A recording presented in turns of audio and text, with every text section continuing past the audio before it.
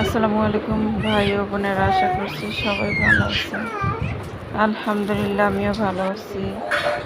এগুলো সব কিনে নিয়ে আসছে বাজার থেকে। নুডলস খাবে, জন্য নুডলস রান্না করে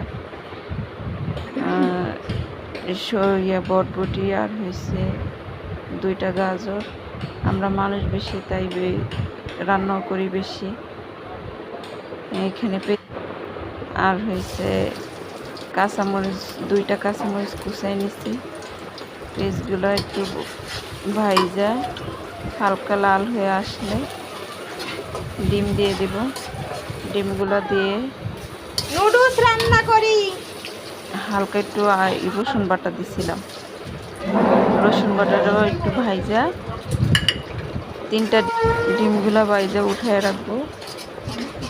রাইখা হালকা একটু তেল দিয়ে দিব, দিয়ে সবজিগুলো দিয়ে দিব। এটা দিছিলাম সব কিছু গুঁড়া করা মশলাগুলো দিয়ে ভালো করে নাড়াচাড়া দিয়ে দিব। এখানে গোলমরিচ দিছিলাম।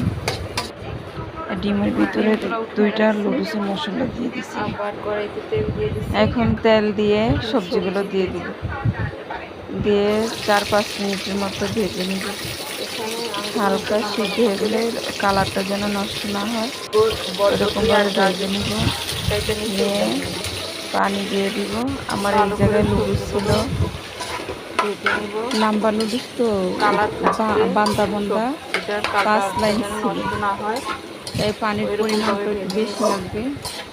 আপনার নুডলস আনতে পানি দিয়ে দেবেন। হালকা এক্সট্রা লবণও দিছিলাম এই সবজির আন্দাজে।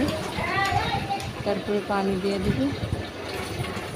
পানি দিয়ে হালকা একটু সিদ্ধ হইলে নুডলসগুলো দিয়ে দিব। নুডলসগুলো দিয়ে একে একে সব মশলা দিয়ে দিছিলাম। নুডলসের মশলা ছিল, ওই মশলাটাও দিয়ে দিচ্ছি। 3টা ছিল, 3টা দিয়ে দিচ্ছি। এখানে এখন নুডলসগুলো দিয়ে দিলাম। সয়া সস দিয়ে দিলাম আর ডিমটা দিয়ে দিলাম। এখন আমরা সবসময় যে সব কিছুর সাথে সস খাই, ওই সসটা দিয়ে দিলাম। ধনিয়া পাতা দিয়ে আমার ভিডিও ভালো লাগলে লাইক করুন, শেয়ার করুন, নাড়াচাড়া দিয়ে সাপোর্ট করুন। আসসালামু আলাইকুম।